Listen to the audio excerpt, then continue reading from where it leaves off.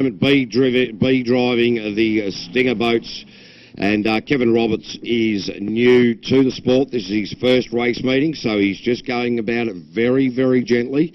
He's actually a stock car driver out of Palmerston North, so I like the way he's going about it because a lot of these guys get into these boats, they put their foot straight into it and end up just like we saw Leighton Manel.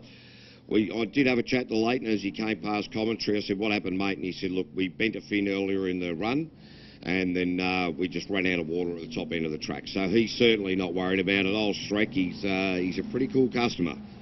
Yeah, that's what it looked like too. Just got a little wide going around that Biolytics island. As you said, Cavey, they ran out of water, ran out of steering, and just an easy finish up against the tyres. But that's a good 60 metres that they went on the grass, so not a lot of slowing down out here today. The grass is wet.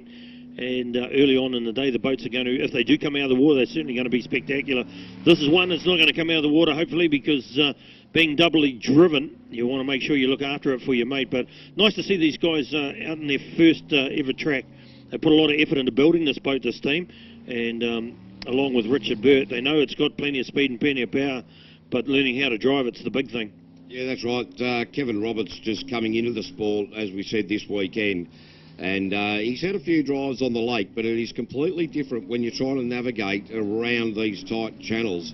And so, look, have a look at that. He just opens it up and says, "Right, I know I've got plenty of power," but it just goes to show the power that the boat does have. And it's a really cool, calm, collected head on Kevin Roberts. And let's just hope he gets through this meeting doing exactly what he's doing at the moment. Interesting that Kevin Roberts has already worked out, don't go through Eltham and Suzuki on the way home because it's shallow. He's come around the long way, and he's going to get the boat back up in the trailer without any worries. Especially if you're not doing any speed. There's been enough boats park up there already once they've finished. We are going to go to the Eltham boat, or yes we are this time, Glenn Head and Darren Todd. This team have had to do a lot of repair work since Wanganui. Cavey, you were there. What happened to this boat up there? Well, they were looking really good, and then in the top 12, Glenn just got right off the power, and it turns out that one of the injectors